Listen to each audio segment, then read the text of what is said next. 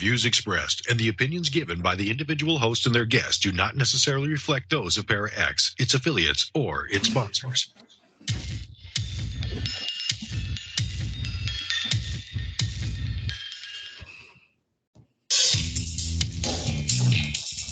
Supernatural, metaphysical, paranormal. You know, all those things you've been wondering about?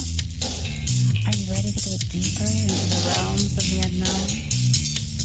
I hope you've got your walking shoes on, because life is an adventure, and this is the journey. Come on, let's go.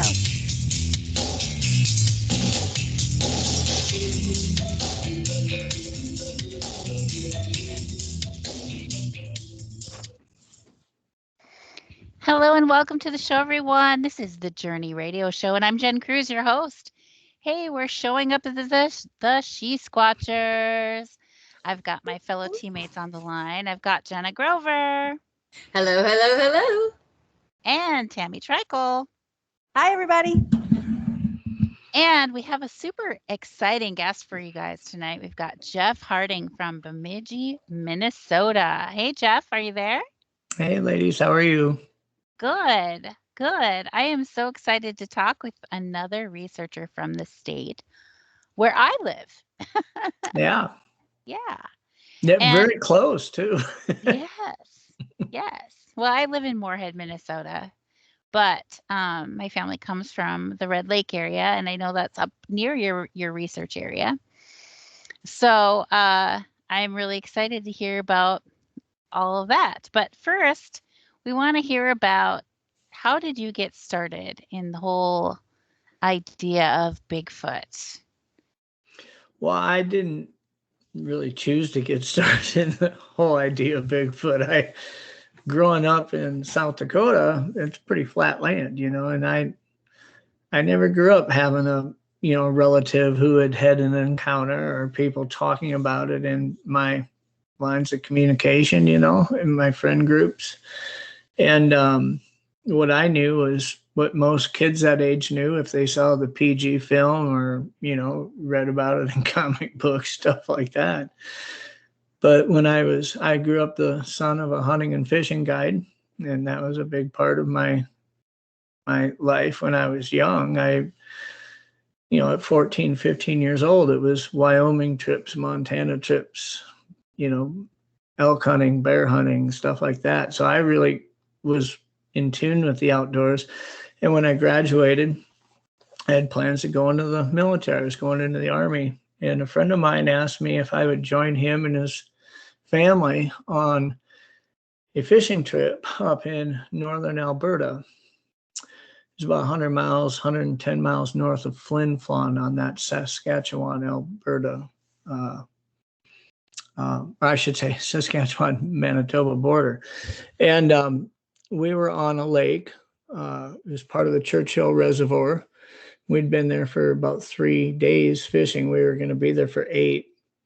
And one of those days, me and my friend and his little brother were alone. We're on our own in a boat, and we had pulled up on the shore of an island.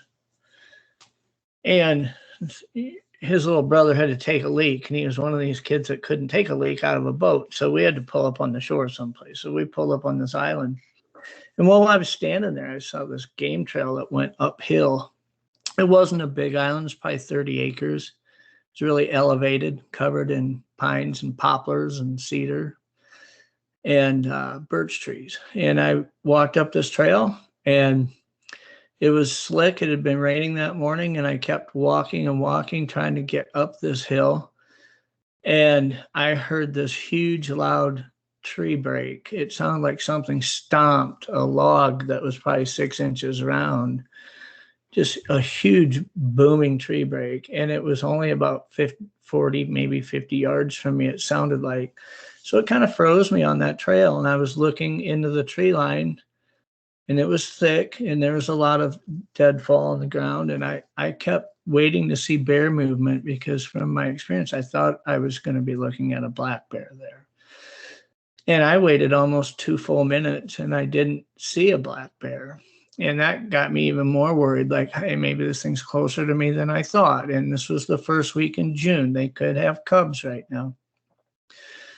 And after I couldn't see it, I looked back down the hill towards the beach, and I couldn't see through all the overbrush from the trees, and I couldn't see the beach, but I could hear my friend and his brother down there yelling at me.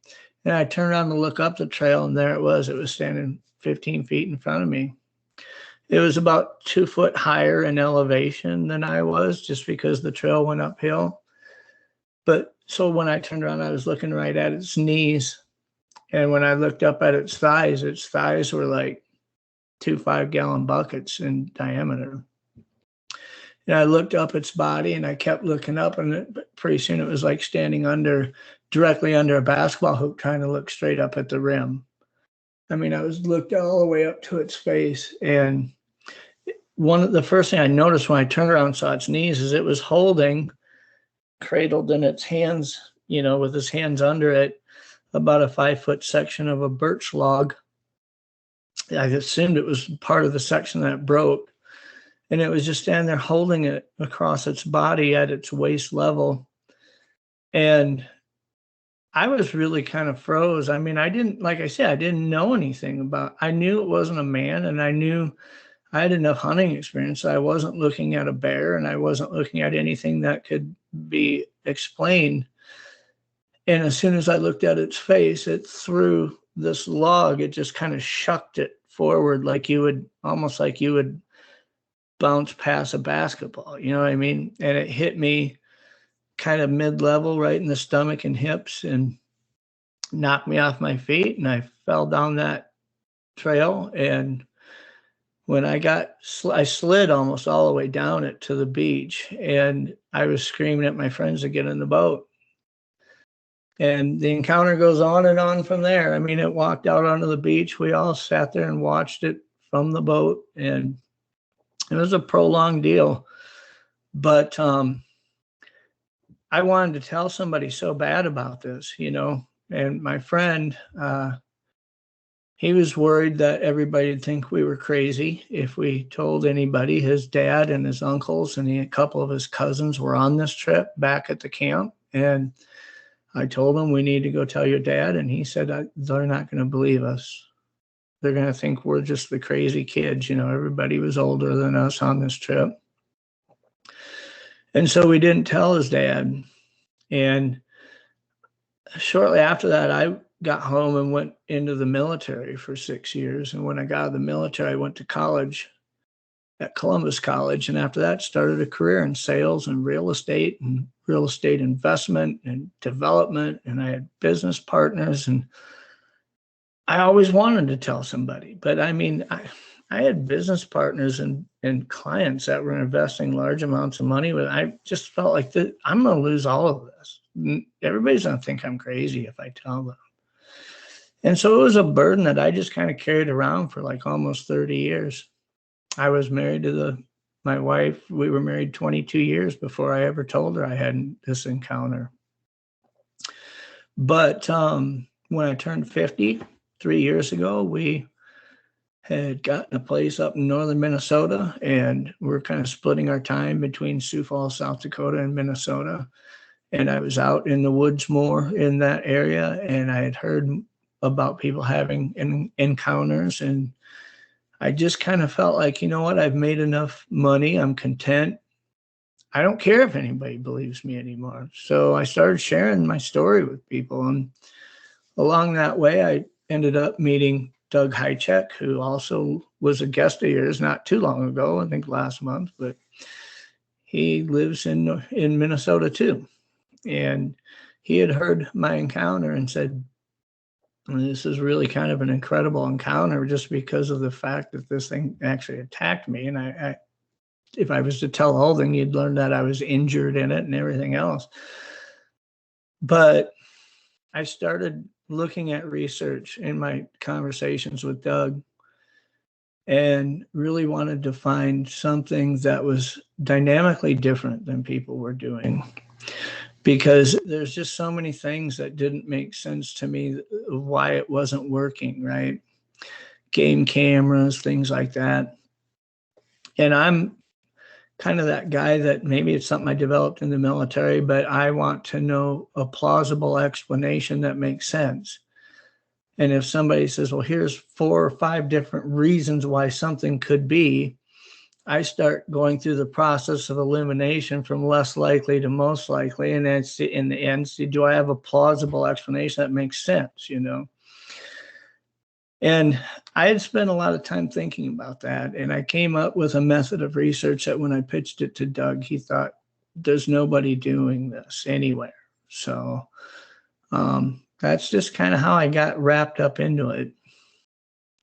So once you get started, it's pretty hard to unstart.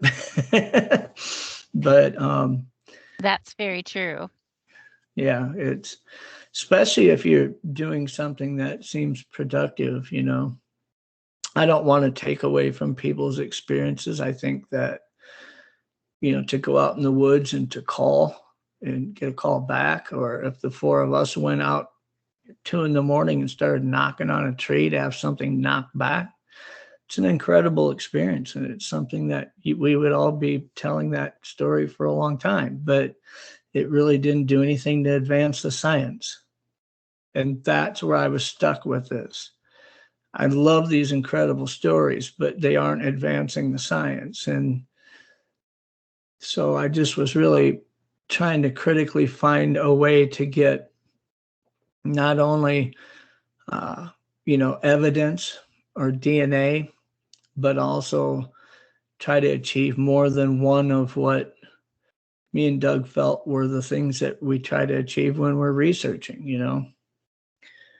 Typically, we, as researchers, we try to get either 1, video or pictures, 2 would be audio, 3 would be castable imprints, and 4 would be DNA. And, you know, the Patterson-Gimlin film, if you think about it, they had video, they had casted imprints, they had audio, even though the creature didn't make noise at them. You had the audio that captured what they were going through emotionally during this circumstance. And had they known the value of DNA back then, I believe they could have got DNA off that site. They know where it walked. They know what it touched. They probably had hair samples there, but they didn't know the value of that at that time. But since then, there's only been a very few instances where there's been more than one of those 4 things collected in an encounter. Most people who take a picture or a video of something they think is a Sasquatch, they, a minute before that moment, they didn't know they were going to have this sighting. Okay, so they're operating under duress. They're, you know, frantically grabbing a camera that may or may not be prepared to work. It's their phone, whatever. They miss part of those opportunities because of that. And we just had an idea of trying to create a scenario where maybe we could get Bigfoot comfortable enough to not only make us part of a routine, a weekly routine with a site, but also create an opportunity to catch it with its butt out, so to speak, and get it on video if you were successful long enough to get to that point. So. Very awesome. Very awesome. So what else would you like to tell us about your research, your approach what's different than what other people seem to be doing? Well, it's probably the most dynamic difference compared to most approaches is that it was designed to be ongoing for 5 to 6 months, and that it would leverage what I considered to be Bigfoot's weakest chink in its armor, and that is its own curiosity. And so, you know, I didn't want to use any electronics at all during the first 95% of this, okay? On paper, we scripted it to go roughly 34 weeks. And that's assuming we could find the right site to do it. So the way it started out was I took a red ball. It's a $2 red rubber ball you buy at Walmart. Okay. It's about 15 inches round. And I had gone snowmobiling over the winter and mapped out different clearings. I wanted to find a clearing that had forest surrounding it. I want it to be really remote because, like you know, Jen, in northern Minnesota, all these little towns are like tourist towns in the summer, okay? It's like Lake Havasu, Arizona, in all these little towns and all these lakes, and there's thousands of lakes up here. They aren't lying when they call it the land of 10,000 lakes. There's a ton of them. And so I wanted it to be remote enough that even in the middle of July on a Saturday, people wouldn't be walking through this area. And that's hard to find. There's not a lot of places like that. But I found a forest area that I could access by kayak on a river. And all along the river, there was different clearings that I had found on Google Maps. I explored them on a snowmobile. I went back in the spring as soon as the ice was off that river and kayaked up and started this deal where I'd go into a clearing with this ball and I'd throw it in the air and I'd kick it in the air and I'd chase after it and I'd laugh at it. And I'd throw it up in the air again and I'd grab it and laugh at it. And then I'd kick it soccer style as far as I could in the clearing and I'd run up and I'd laugh at it. And I'd do this for 45 minutes. And then I set the ball in a very specific spot and I'd leave. And I'd go back the next day and see if it's moved. Because I knew this ball was light enough in material that if a bear was to press a paw down on it, it would puncture it, or if it was to bite it. And I knew if it was moved by like 5 foot, I couldn't assume that that was a Bigfoot. I would, maybe a deer kicked it when it walked by or something. But I did this and I kept going back and it was never moved. And I tried this like four different spots in the first week and literally kayaking up there every day. And if it wasn't moved, move it to a different area. And finally I went up there, I think it was the 4th or 5th time. And that ball was moved about 80 yards across the clearing. And I knew just looking around that this wasn't a bear. And I just felt like this was the likeliest spot to try to start this research. So I don't know. First of all, I'd always operate under the assumption that it can see me. Okay. That it's watching me at any time I walk in there. And if I ever heard, and this is a game plan I put together with Doug, if I ever heard something knock or call out, I wouldn't make eye contact with it. I'd leave my cell phone in the kayak. I had to walk about a mile through the woods to get to the clearing from where I parked the kayak after kayaking 8 miles to this area. And so I'd leave electronics in the kayak. I'd walk into the area, no cameras. There was never any IR sensors. There was never any batteries, audio recorders, nothing. And we started leaving items that we felt it would interact with. So first I started leaving like Bit-O-Honey candy bar pieces. And they'd always be gone. And I was talking to Doug after that first week of seeing those gone, and the ball moved again after I left it there. He said, you don't know that that's not bear. And I said, yeah, we really need to design this research to be able to tell that it's something intelligent that can actually use their hands. So we started putting the Bit-O-Honey candy bars in baby food jars and screwing lids on them. And we started taking like a piece of or a polished rock, and I'd lean it right at the base of a tree. I'd set that rock down and I'd take a 10-inch clear piece of plexiglass that I'd lean up against the tree trunk so that that rock was under it. Now I want it to take the rock, but I want it to have to pick up the plexiglass and move it to get to it.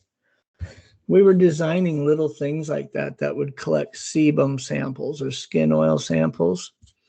We had items that we'd leave that had Velcro tabs on that were designed to catch a hair.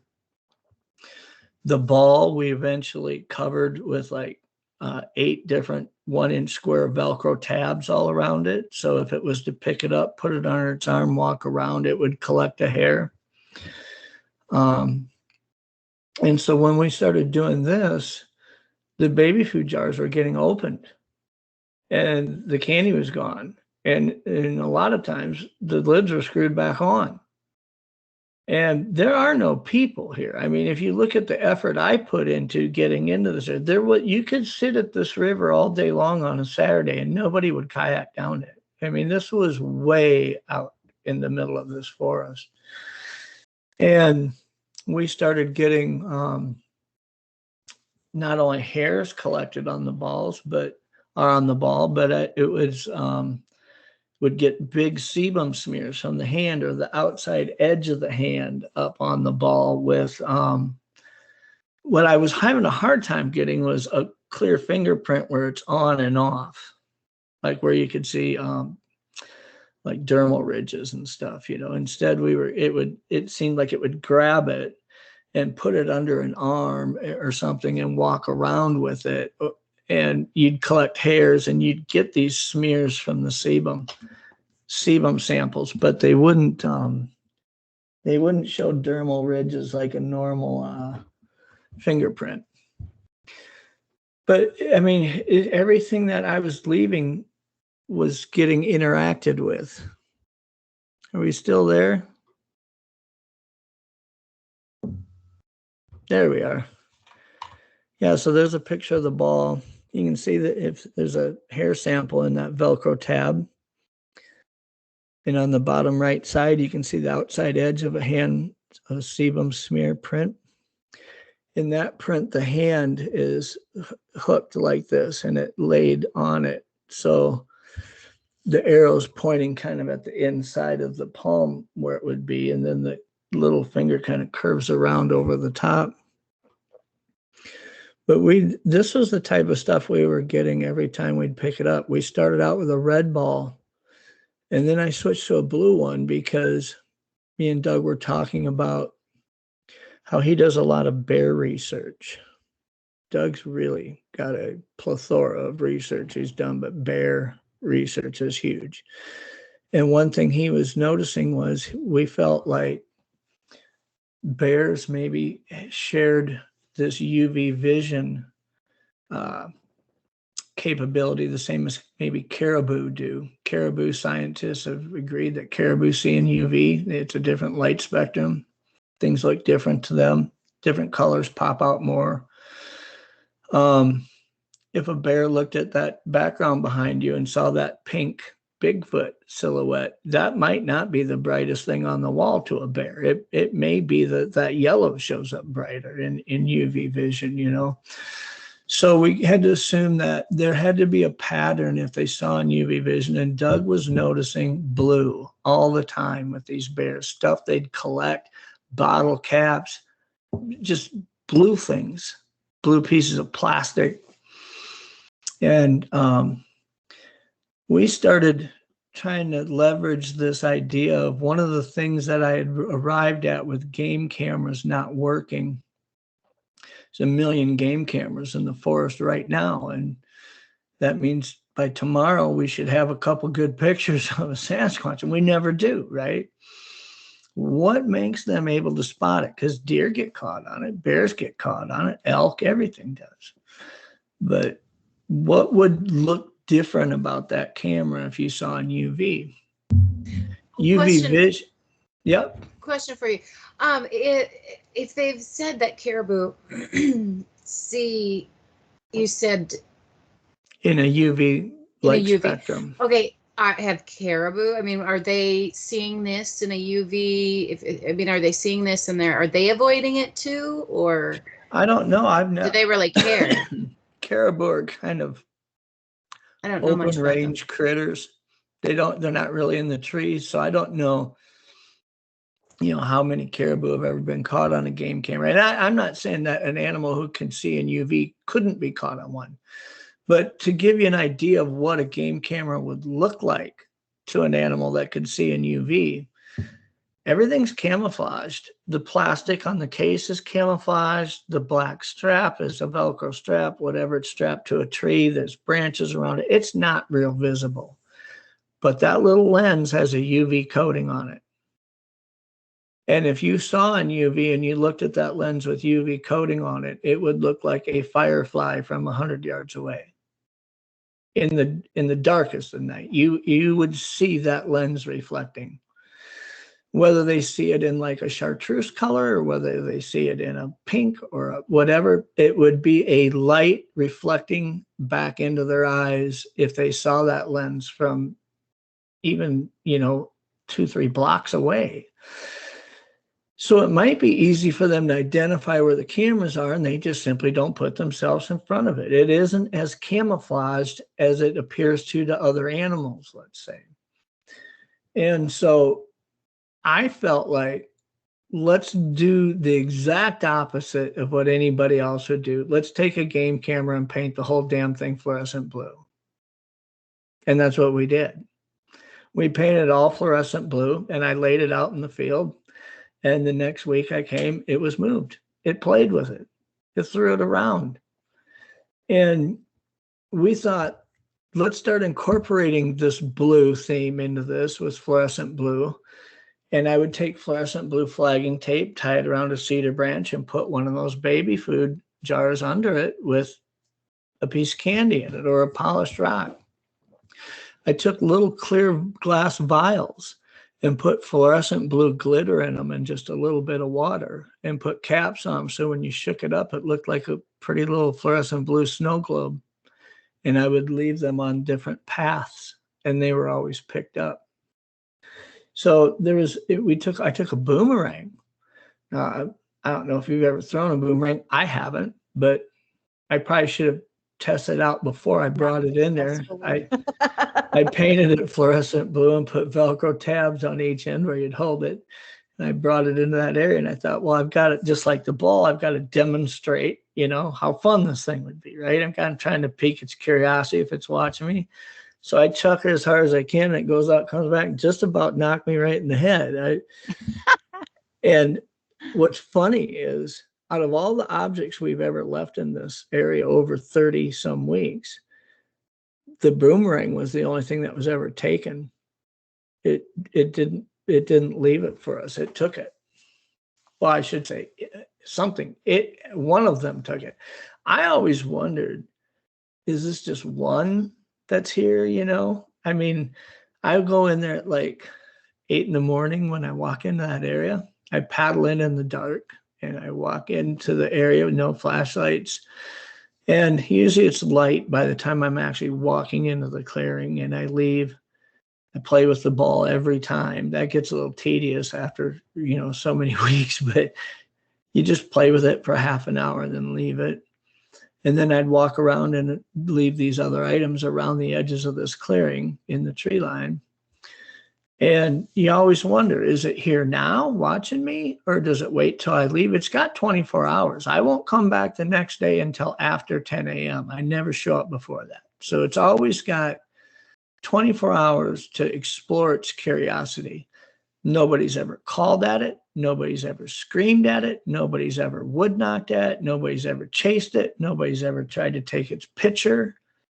It hasn't ever sensed an electronic device. It just keeps coming. It's made this part of its routine. And so I don't know if it's habitating, 3 blocks away or 30 miles away. I don't know what it does Saturday through Wednesday, but I know every Thursday night or afternoon, it's there interacting with these items.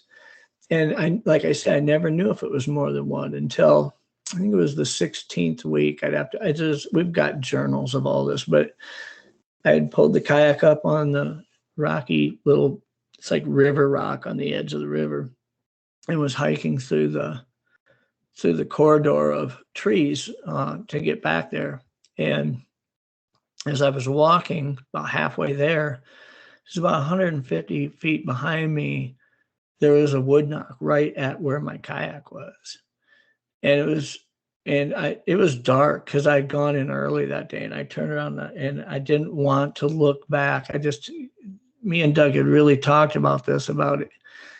The way this keeps being successful is they feel like they're in control of this. They don't feel that you're trying to pursue them or identify them or call out. You're just a guy who goes in, plays with this stuff, and you're really forgetful, and you leave and you just leave it there.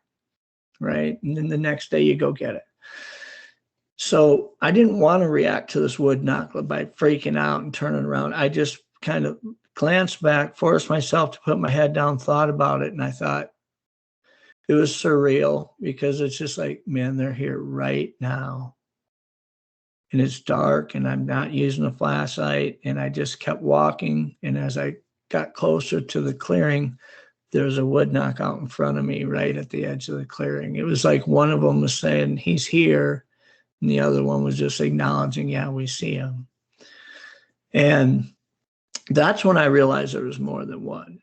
And then there was another time when I was out there where I had 3 different ones make those types of sounds. I'm going to stop you right there, Jeff, because we have to go to our commercial break, but we'll be right back. Stay tuned, everybody. Doing great. Doing great. We're watching the clock. Take a little drink or something. I can't wait to hear the rest of the story. You have fabulous storytelling abilities. Very good speaker. Yeah, it's I think one of the things that makes it easier for me is that I always go into this area alone. As much as I want to bring Doug in there with me, it's not comfortable walking alone in the dark, especially kayaking and alone. Mentally, there's always a strength in numbers, no matter how bad it gets, you're not alone, right? But when it happens to you alone, it's like you recall everything. I mean, everything is just like glued here. I don't have to try to remember what somebody else said. It's like it's like watching a movie every time when you remember it. But well, good job. What you're doing is amazing. That takes a lot of oomph on your part. Yeah. We joke, I have a pet lynx that's out there. And when I kayak into the area, about half the mornings I do that, he follows along the edge of the river and follows me. Because one time 30 seconds. I knew he was there. And so the next time I paddled in, I brought a package of fish fillets and I threw them on the shore as I'd see him and he'd eat it. But even knowing he's there, when he would howl, if you've ever heard a lynx howl, it is unsettling. I mean, it'll freak you out. All right. Let's hold it right there.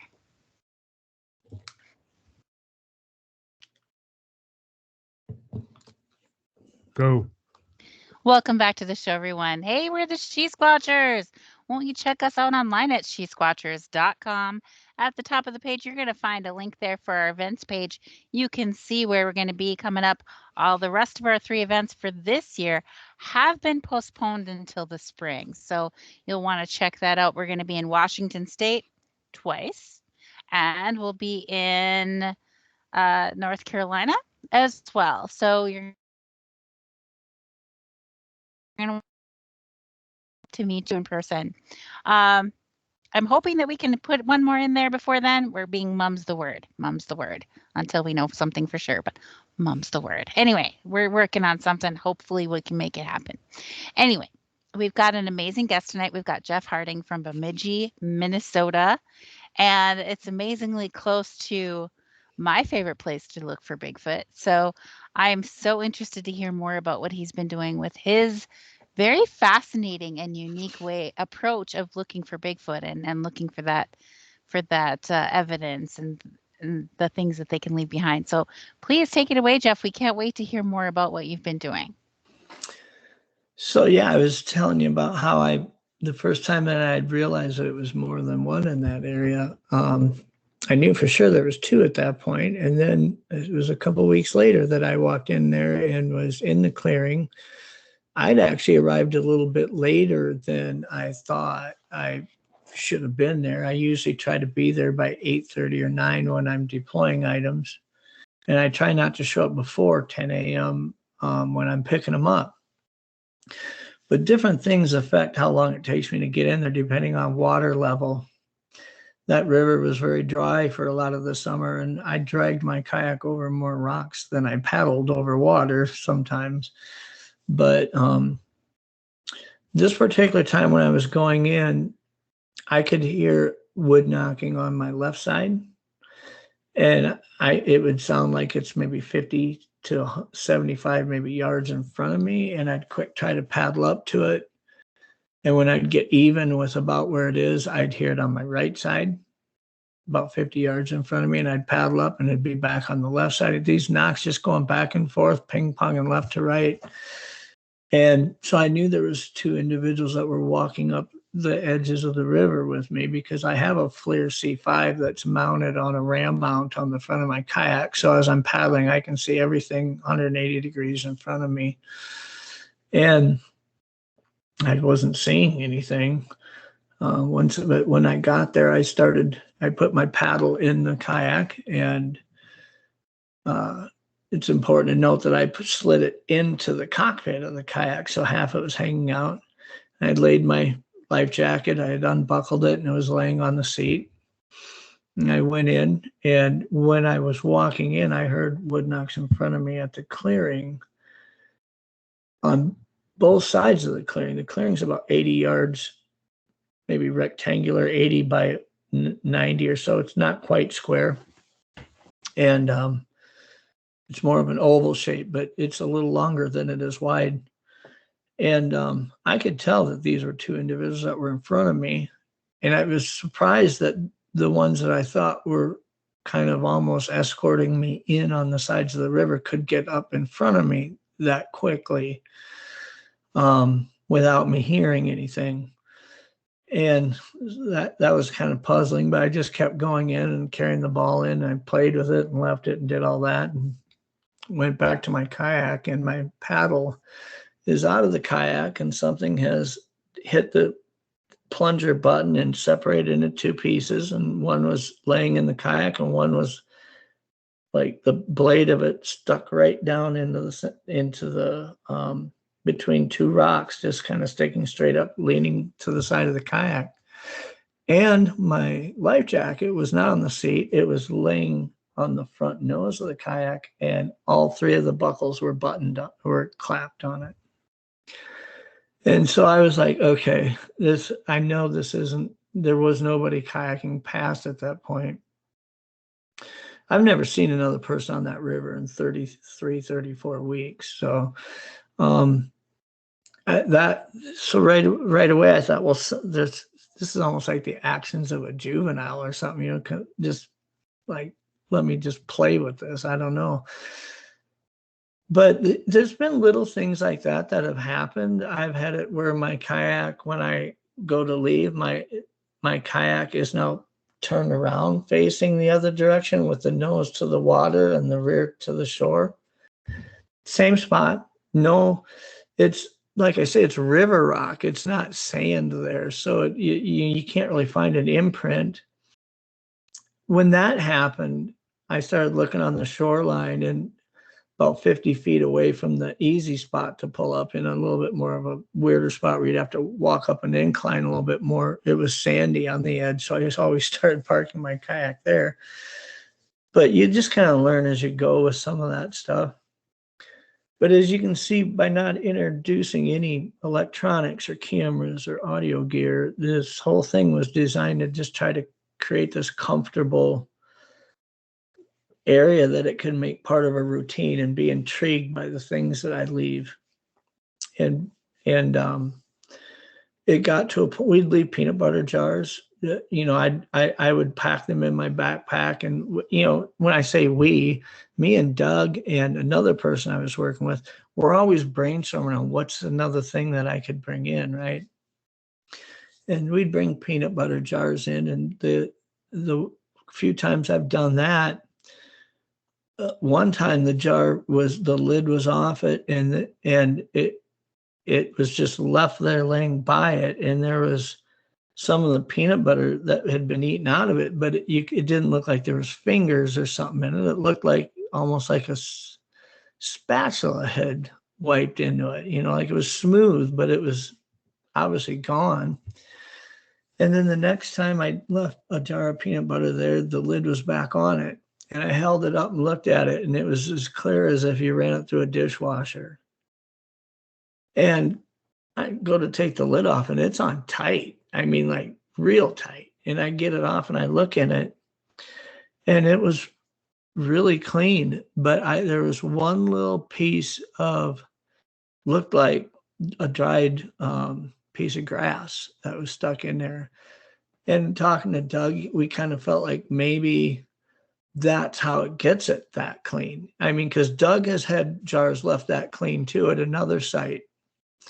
That a lot of times, I mean, it's been numerous times he's had them left clean, like they're brand new jars that have never had anything put in them. And he felt like what they do is, whether they're using their fingers or whatever, when they get the majority of the peanut butter out, they'll take a tuft of dried grass, fold it over, and wipe the inside of it with that and actually just eat the grass. And they'll keep doing that until they get that jar so clean that it looks like you just ran it through the dishwasher. Like they don't want to leave anything in it. I also eat like that. I make sure I get every morsel. You eat with tufts of grass, Jenna? Tufts of grass. Yes, I have them whatever it in. takes.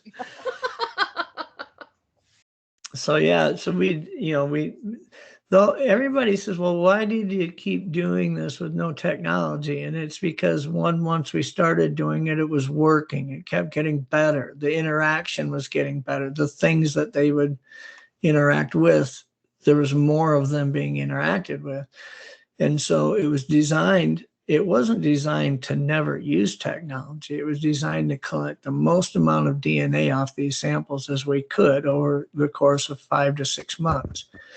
And then you've created a situation in which they've become so comfortable with never being called to, never being chased, never even being looked at. Every time I've had something try to interact with me, I've even seen it out of my peripheral vision. I can see behind a cedar scrub something standing there. And I will not make eye contact. I have to force myself to look down and just keep doing what I'm doing. So basically, you're using like reverse psychology on these Bigfoot, and they just are falling right into it, right? Well, I don't know. I don't think they're suckers. I think they are even more intrigued by why doesn't he look at me? And it becomes a game for them. It's like, why didn't they take the camera and never bring it back? It's because they knew if they didn't take it, that I'd come back and keep bringing it back. Why would it take everything so that I don't have anything to bring back to them each time?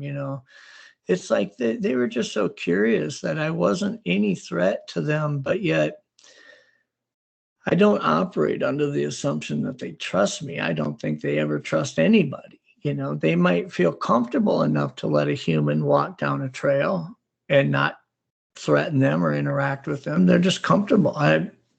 If they aren't comfortable, they'll usually just silently retreat back into the forest, and that person will never even knew that they were there, right? It's just these few times that they get caught in a situation where they can't retreat, or they're in the process of trying to stalk a game animal and they've vested so much time in it, and now here comes a human, right? I wasn't creating any of those scenarios in this. I was just leaving stuff that they'd become comfortable with, and they knew that they had a long period of time to interact with it, whether that's the middle of the night or 5 minutes after I leave. It didn't matter to them. They once they'd seen me come and go so many times, they knew I was like clockwork. They knew when I left that I never turn around and come back an hour later. I'm just gone for the whole day, right? So I think they just got comfortable going out into this open clearing and doing what they want to do, because nothing has threatened them in that week after week after week. So when I say we're trying to catch them with their butt out, it was really determined that this would be designed so that there would become this ultimate betrayal. There would be a Thursday I come in and that ball isn't what it looks like. The ball's now a 15-inch foam core that has 4 lipstick 4K color cameras that operate in infrared on 4 sides of it with a lithium battery pack, and the whole thing's plastic dipped in blue. So it looks just like the ball, but it's not.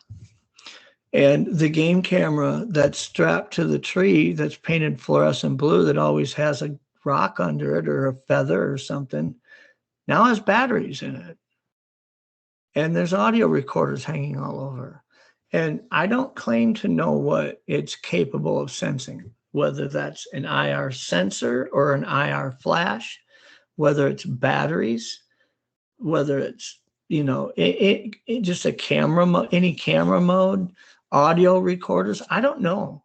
But I know one thing, when that ball's in the middle of the field and 50 yards away from a tree line, it starts walking that ball. There may be a point where it says, whoa, something's different this time. I sense something, and it turns around.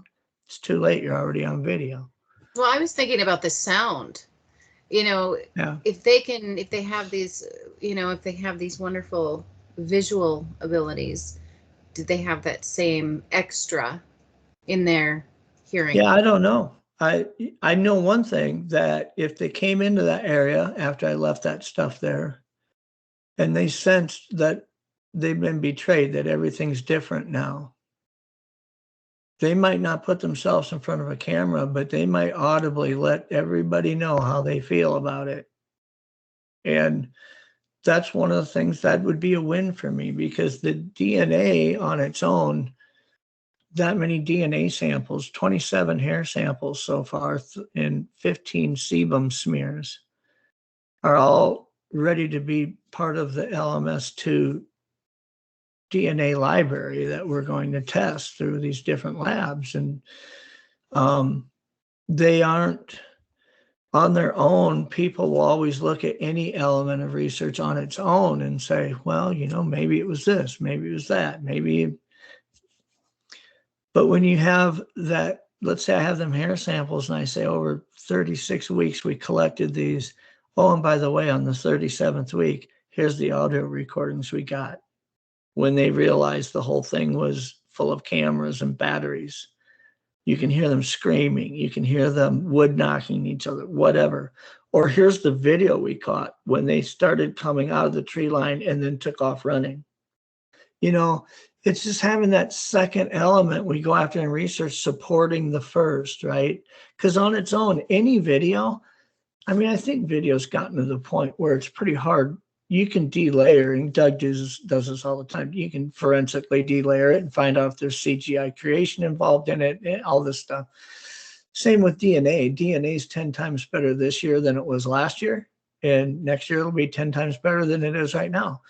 So one element's great, but having 2 elements, whether that all this DNA is going to be supported by a video capture, by an audio capture, it would just really strengthen it if it had 2 elements of that research rather than just one. And so that's kind of what our goal was. So you have now replaced it with cameras, and there are things in the trees. That's already happened? Well, not powered cameras. I leave cameras in the trees that don't have batteries in them, that have like feathers under them or stuff that they like to take. And you guys will appreciate this because you were at the Minnesota Bigfoot conference. And I was there, yeah. Before that, there was a paranormal conference a couple weeks before that. And Doug, we were discussing what would we put in front of the camera traps the night of the ultimate betrayal when it all goes live? What would you want to put there that you got it to where it's always taking the same things, polished rocks, the little vials with the glitter, the candy. But could there be something that would be so intriguing that even if they sense something was different, I sense that this camera's doing something different, but I want that so damn bad. It's like, would they just say, just going to do it, right? I haven't been hurt here for months, and I'm just going to take this. It'd have to be something different than before to me. It'd have to be something that I want so bad. And Doug says, let me think about that. And I was talking to him while he was driving to that conference. He gets to the conference, he's setting up the table, and this lady comes up to him and says, I think she was an empath. She says, what is your name? And he says, it's Doug Hajicek. And she says, I don't know why I'm being told to give this to you, but I was told you'd know what to do with it. And she handed him a dyed fluorescent blue feather about 10 inches long. And he calls me immediately and says, I'm sending you a picture right now in text messages. You are not going to believe what just happened. So I guess that's what we'll probably be leaving in front of the camera, just because how do you ignore that, right? I'm not going to mess with that. Talk about signs. Oh my goodness. Yeah. And, to be honest, that's not really been my forte. I love hearing about different spectrums of the paranormal outside of Bigfoot. But, I kind of operate in with a closed lid in the area of the paranormal that I deal with. And whether it's sharing my encounters, a lot of times I'll go to a conference and share it. And it's not always the people who are just there for the Bigfoot part of it. Sometimes people are there for the remote healing part of it, or, something else, And it's kind of neat how everybody finds a way to appreciate all these different areas. If you're open-minded enough to understand that one is possible, then you're certainly open enough to understand that all of them are possible. So, but that's where we're at. We're trying to figure out when we're going to be landing this plane. Whether it goes another 2 weeks or another month and a half, we've got the stuff in place for that night, but I will run in every now and then. I'll go in there and nothing's been moved. Out of the 33 weeks so far, I think there's been a total of 5 weeks where nothing was interacted with. And I don't know why that is. It could be that, the blueberries or the berries dried up at that point in that area. And so they felt like, let's leave this area and look in a different area, and they're gone. And they realize that all around this, within 500 miles of us, everybody's got a drought and the berries are dried up everywhere. So they just end up back again. I don't know, but that would all be speculation to try to understand why. It's like trying to speculate, where are they coming from? I don't know where they're coming from. I don't think they sleep after the experiences that I've had. I don't think they sleep in the same spot more than 2 nights in a row. Just because I feel like, again, leaning back to that plausible explanation, if the 4 of us went out in the woods and pitched some tents and we had a fire and we cooked and we did whatever we did, after 2 days, we probably couldn't make it not appear that we hadn't been there. Even if you were just sleeping in the grass for 2 nights, you'd see it. If you had a family group sleeping in the grass after 2 nights, it would really start to become evident. Everybody's using the bathroom there. Everybody's eating rabbits there, whatever they're doing, It's like, I just believe that they spend a couple nights and they move. They might stay in that same vague area, but I don't think they lay in the same spot more than a couple nights in a row, because it would be so obvious when you walk through the forest. You'd see that.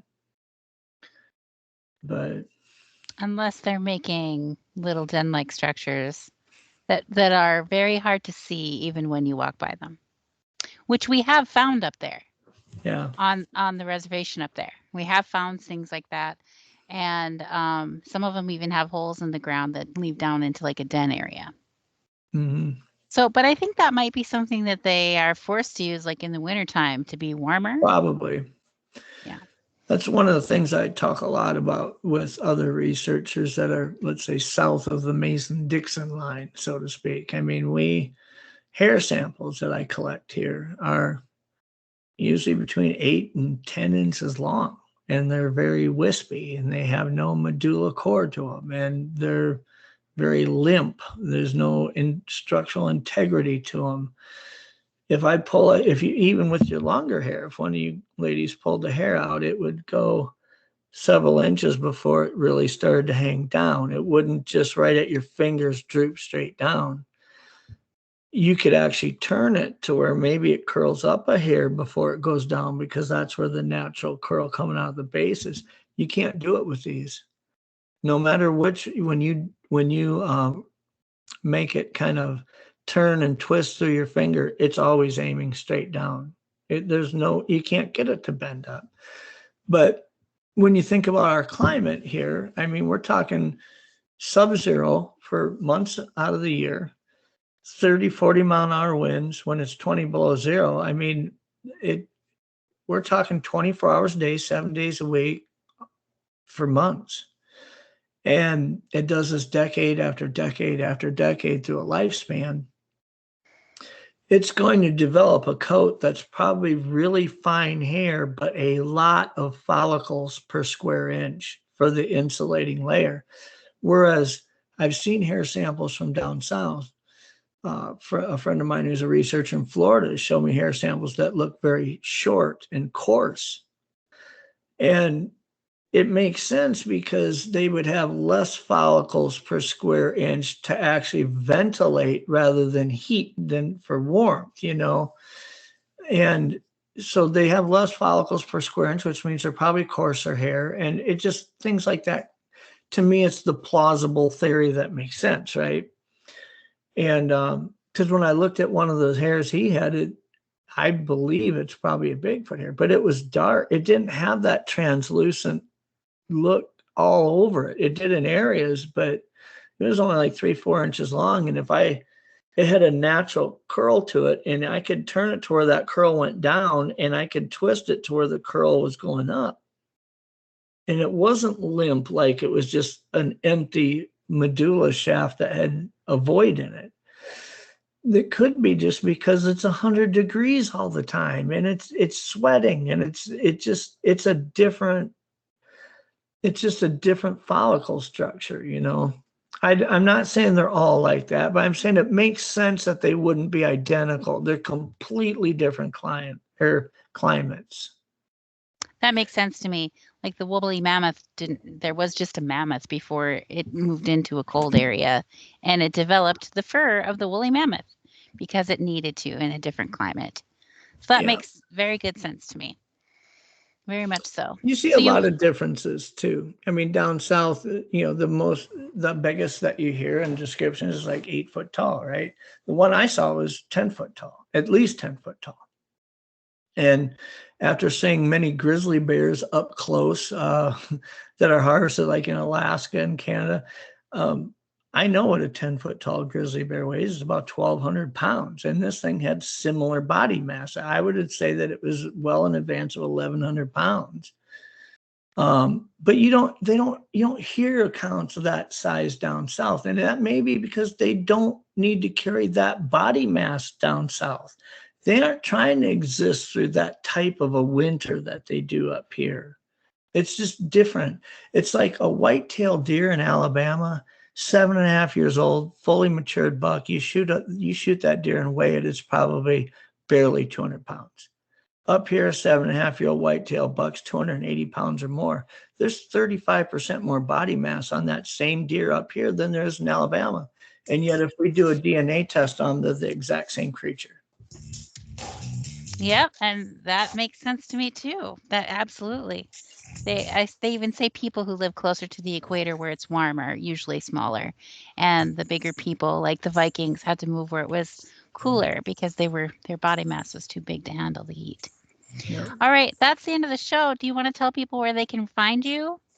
Well, they can find me on Facebook. I try to make myself fairly easy to find because both myself and Doug, if somebody's got a hair sample or questions about collecting samples, we want to be accessible. So awesome. Jeff Harding on Facebook. Thanks, Jeff, for coming on the show.